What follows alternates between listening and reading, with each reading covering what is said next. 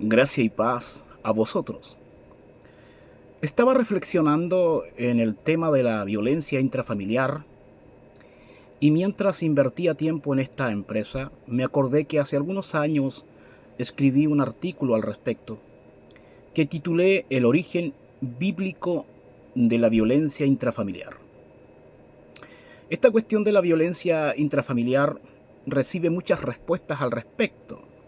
Los psicólogos son tenidos como expertos el día de hoy, como los avatares expertos y eruditos en esta cuestión de la violencia intrafamiliar. Todo el mundo consulta a los psicólogos, pero se han olvidado de lo que la Biblia dice al respecto. Sea la Biblia veraz y todo hombre mentiroso. De hecho, este artículo, que lo tengo acá frente a mi persona, comenzó con Génesis capítulo 3, versículo 16 como texto base de reflexión, que dice, entre comillas, y tu deseo será para tu marido, y él se enseñoreará de ti. Esta parte final de ese versículo lo usé como base de este artículo. Repito, Génesis capítulo 3, versículo 16. Dice, y tu deseo será para tu marido, y él se enseñoreará de ti. Cuando uno adquiere luz en base a este versículo, entiende el origen de la violencia de los sexos, el origen de la violencia intrafamiliar, el origen del feminismo hembrista y el origen del machismo tóxico. Si usted quiere entender cualquier fenómeno contemporáneo, debe buscar su origen y debe rastrear cómo éste se ha desarrollado a través de la historia. Y entonces podrá entender de mejor manera sus manifestaciones contemporáneas.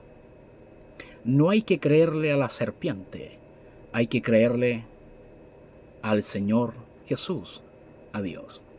Yo comenzaba con una introducción, como es lógico en todo artículo, y comentaba y decía, uno de los efectos del pecado en la mujer sería que ella buscaría siempre el liderazgo del varón con mucho deseo. Todos sabemos, nosotros los cristianos, que nuestros primeros padres cayeron en el contexto de Edén, Adán y Eva.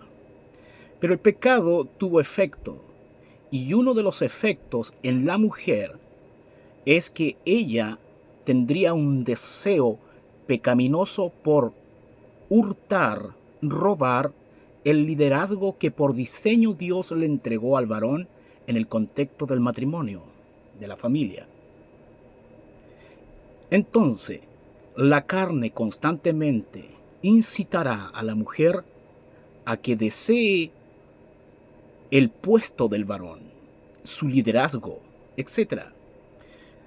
El artículo sigue diciendo, pues su propósito sería dirigir, mandar, gobernar y domesticar al hombre para reducirlo a un simple títere. Todos hemos sido testigos de una u otra manera, donde a veces algunas mujeres tratan como títere a sus esposos, los tienen rebajados, incluso anulados en personalidad. Yo he visto que algunas han callado a sus esposos en público. Qué terrible, ¿no? El hombre está domesticado, sometido, menguado, etc. Sigo diciendo, feminismo en su máxima expresión. Claro, esto es feminismo en su máxima expresión. De ahí que a ellas les seduce el hombre líder, con carácter firme, pues éste le presenta un reto fascinante, de manera que esto produce en ella que se sienta viva, excitada, en el intento de someterlo. Para tal efecto usa muchos métodos en mayor o menor grado, el desplante, la ternura. ¿Qué quiero decir con esto? Siempre a la mujer, debido al efecto del pecado, le va a llamar la atención un hombre líder, porque va a querer arrebatarle el liderazgo. Si bien es cierto, de acuerdo al diseño de Dios, es natural que una mujer admire a un hombre por su liderazgo, eso es correcto, pero en cuanto al efecto del pecado en ella, va a querer robárselo. De allí que entonces el hombre líder siempre va a llamar la atención. El hombre que se comporta de manera varonil, que se comporta con un carácter adecuado, firme, interesante. Entonces, la mujer siempre va a andar detrás de un líder, porque no le gusta el mangoneado. Sin embargo, va a andar detrás de un hombre líder para tratar de someterlo, de domesticarlo, de menguarlo. Dice, excitada en el intento de someterlo, para tal efecto usa muchos métodos en mayor o menor grado. El desplante, la ternura. La mujer va a usar muchos recursos para atraer a este hombre. Una vez que la mujer de una u otra manera logra esto, este hombre deja de serle atractivo. Esto es muy importante. Una vez que esta mujer logra someter a un hombre líder, baja un grado su atracción, porque logró conquistar su liderazgo en alguna medida.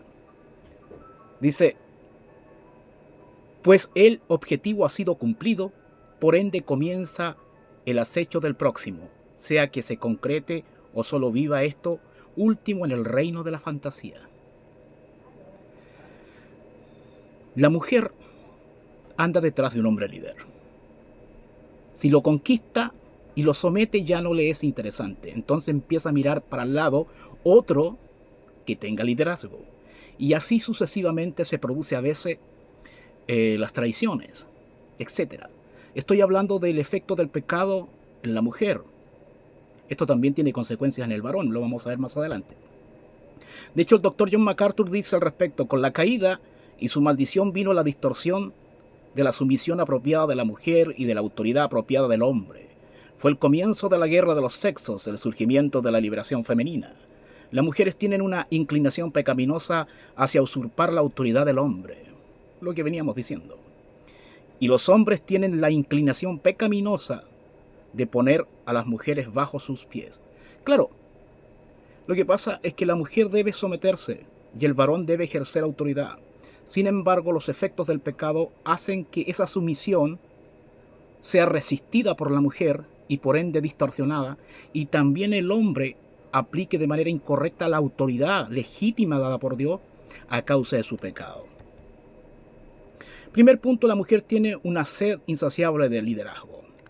Yo escribo, la mujer por encima, en su misma naturaleza caída buscará constantemente usurpar la posición de cabeza del varón, y en este intento no actuará en pro del diseño de Dios. De ahí que la mujer por naturaleza le llame la atención un hombre seguro de sí mismo, no para obedecerle necesariamente, sino porque tendrá constantemente oportunidades para someterlo. Así nace el feminismo hembrista. La Biblia dice, y tu deseo será para tu marido, Génesis 3:16. A la luz de esto podemos ver que el principal ídolo de las mujeres se llama liderazgo. La mujer quiere mandar. Ese es uno de los principales efectos de la caída en ella, del efecto del pecado en ella. La mujer quiere mandar, quiere dirigir. Eso siempre ha sido su debilidad. Cuando una mujer encuentra a un hombre con estas características, este le es atrayente o le es desagradable, ojo. Esto se debe a que las mujeres le atrae un hombre varonil, pues para ellas es seductor quitarle su liderazgo. O por el contrario, le odia porque éste lo tiene y ella no. Eso pasa con una mujer. O logra someter y quitarle el liderazgo a un varón, o lo odia porque éste no se sometió a ella. También es cierto que las mujeres a veces usan estrategias para usurpar el liderazgo. Algunas de estas es manipular a su esposo con el sexo. Aunque usted no los crea, claro que sí, en el contexto de los matrimonios a veces hay intercambio. Sexo por liderazgo. O sea, te doy lugar al sexo varón, pero yo quiero hacer esto otro, quiero mandar en esto otro. Eso pasa todo el tiempo en los matrimonios de este mundo. De manera que este último se vuelve un trueque, es decir, sexo a cambio de liderazgo. Eso pasa todo el tiempo, estimado. Hay mujeres que entregan sexo al varón con la condición que éste se someta. Y como el varón tiene sus necesidades, por lo generalmente vende el liderazgo para conseguir sexo. Eso pasa todo el tiempo. Segundo punto, el hombre y su señorío carnal. Si bien es cierto, Dios le dio autoridad al varón para ser líder, pero también el efecto del pecado hace que él practique esta cuestión de un modo carnal. Dice, el varón en su naturaleza caída reaccionará desmedidamente, pues buscará restablecer su liderazgo, y en ese intento por general pecará. Y esto es lo que se conoce como machismo tóxico, podríamos añadir. La Biblia dice, y él se enseñoreará de ti. O sea, el hombre de repente ve que la mujer le está robando el liderazgo, se está pasando de lista en términos coloquiales diríamos, y trata de reaccionar y trata de poner la cuestión en su orden normal, pero se le pasa la mano porque es pecador, porque es carnal. Y esto es la práctica del machismo tóxico. El hombre, por lo general, al ver que la mujer acciona en pro de quitarle el liderazgo, reacciona para tratar de traer esto a su orden natural, pero como también es pecador, por lo general se le pasa la mano, lo que acabo de decir, y cae en machismo. Entonces hemos visto dos cosas, que la mujer tiene un deseo por el liderazgo del varón y que el varón se le pasa la mano cuando quiere restablecer el orden. Esta es la batalla que ha transcurrido, que se ha manifestado a través de la historia desde Edén. Esta es la historia desde siempre, la guerra de los sexos. ¿Quién manda en la casa? Punto 3. El matrimonio cristiano. La verdad es que esta cuestión no se puede vencer si no es por el fruto del Espíritu, dejando que el Espíritu Santo nos ayude al creyente, al nacido de nuevo. Entre cristianos, esto debería cambiar, pues debería manifestarse el fruto del Espíritu. Ver Gálatas capítulo 5, versículo 22. Y el pecado ya no debería reinar, aunque este proceso es una batalla continua aún los creyentes. Con respecto al esposo cristiano, siempre se habla de la mujer y algunas, incluso mujeres se molestan porque no hablamos del varón, pero ahora vamos a hablar del varón. El esposo cristiano, la Biblia dice, este versículo, hermano, desde un comienzo a mí me marcó. Y marcó mis directrices de cómo yo debería llevar esta cuestión adelante en mi experiencia personal. La Biblia dice, maridos, amad a vuestras mujeres. Mire la palabrita, así. Hay una analogía ahí. Así como Cristo amó a la iglesia y se entregó a sí mismo por ella. Dios no manda a los cristianos a amar a sus esposas a secas. Porque muchos pueden cumplir eso, entre comillas. Lo que la Biblia manda es que maridos, amad a vuestras mujeres. Palabra importante, así como Cristo amó a la iglesia. Ese es el estándar del amor que el esposo cristiano debe entregarle a su esposa. No cualquier amor. Los amores románticos aquí se quedan cortos, son banales. Así como Cristo amó a la iglesia. Es decir, si un hombre no tiene una revelación del Evangelio, si no conoce a través de la revelación cómo Cristo amó a la iglesia, no va a saber amar a su esposa. De ahí la importancia que el hombre cristiano conozca la Biblia, no solo en el conocimiento per se, sino en sus profundidades. Debe conocer cómo Cristo amó a la iglesia. Si ustedes entendieran cómo Cristo amó a la iglesia, el hombre amaría a su mujer y rompería todos los cánones humanistas. Marido, amad a vuestras mujeres así como Cristo amó a la iglesia y se entregó a sí mismo por ella. Un esposo cristiano debe estar dispuesto a entregar la vida por su esposa, por su familia. Debe ser el escudo de ella. Debe recibir los golpes por ella. ¿Me está entendiendo y me está siguiendo, estimado esposo cristiano, si usted me escucha? El estándar no es ser un buen esposo. Eso varios lo pueden cumplir bajo los cánones humanistas, sino amar a vuestras esposas así como Cristo amó a la iglesia. Wow, esto a mí me vuelve loco. Si usted entendiera cómo Cristo amó a la iglesia, si usted supiera cómo Cristo amó a la iglesia, eso trataría de reflejarlo amando a su esposa. Wow. Yo escribo, el hombre de verdad debe amar a su esposa de tal manera que debe estar dispuesto a morir por ella.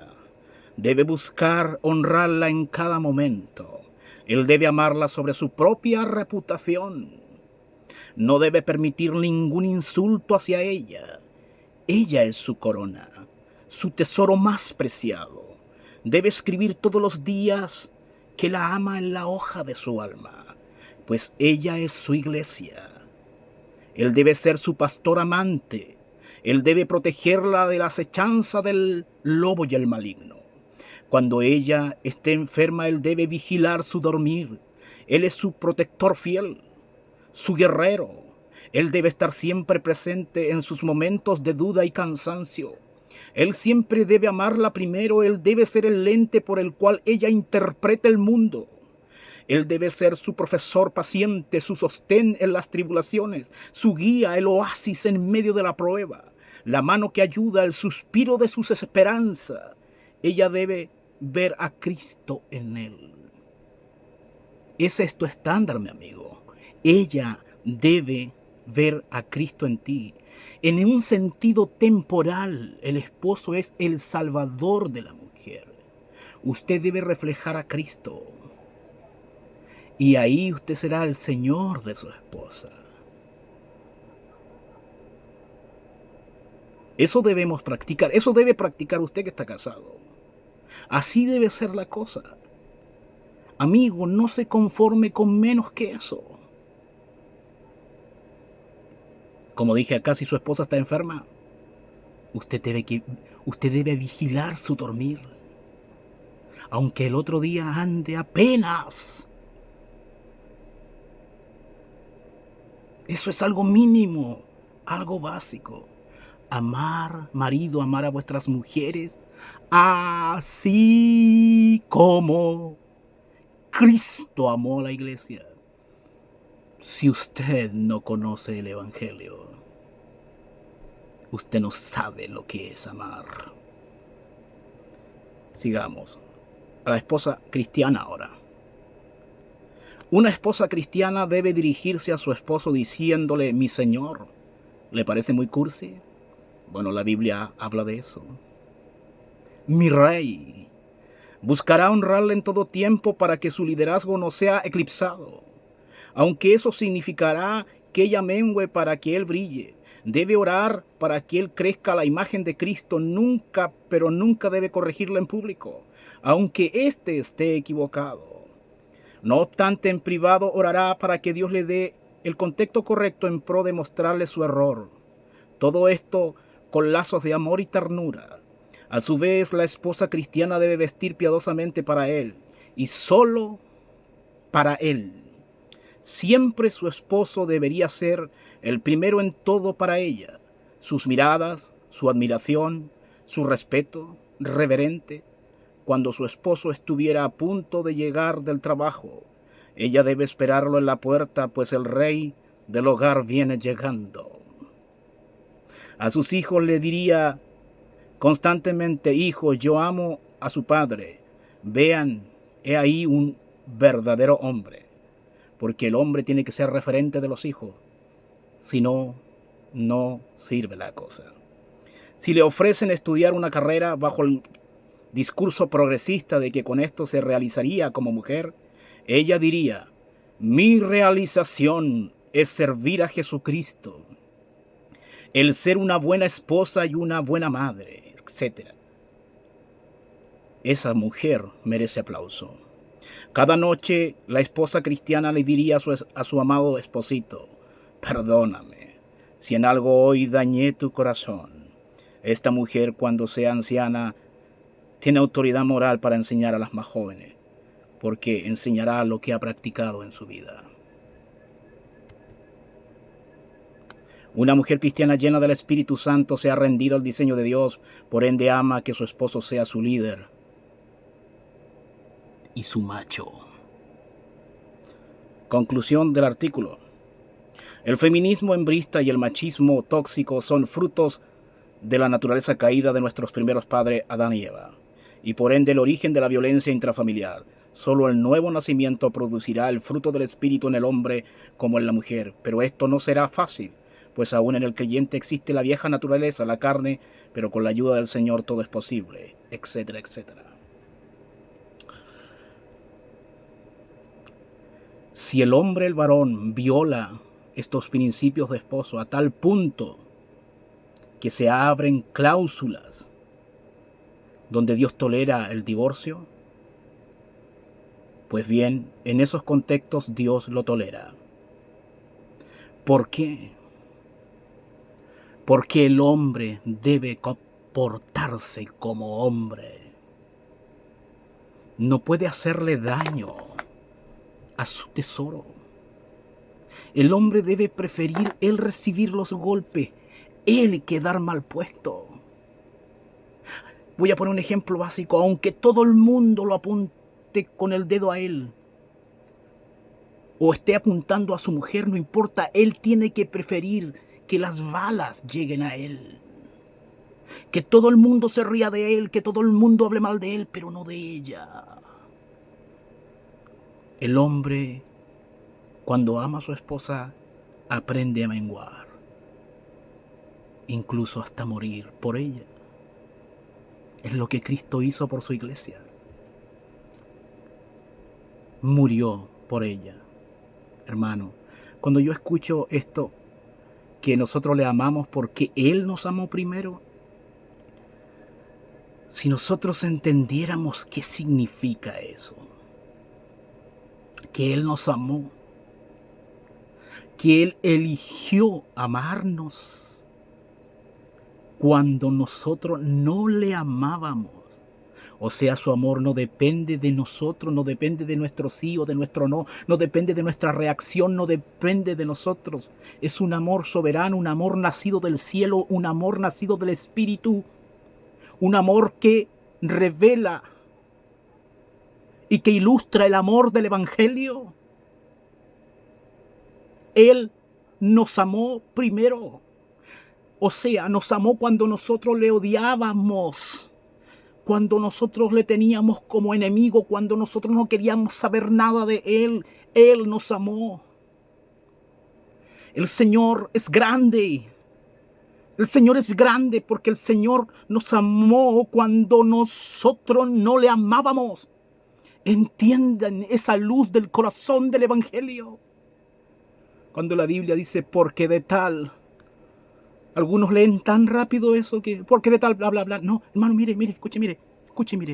Porque de tal manera amó Dios al mundo. Es un amor nacido en la eternidad. Es un amor electivo. Es un amor que permanece fiel aunque ella sea infiel. Es un amor que obedece al Señor aun cuando su esposa no le obedezca.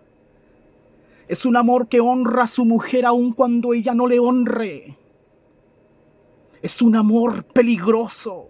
Cuando alguien ama de esa manera es un personaje peligroso, porque juzga con su amor los amores baratos que otros dicen tener.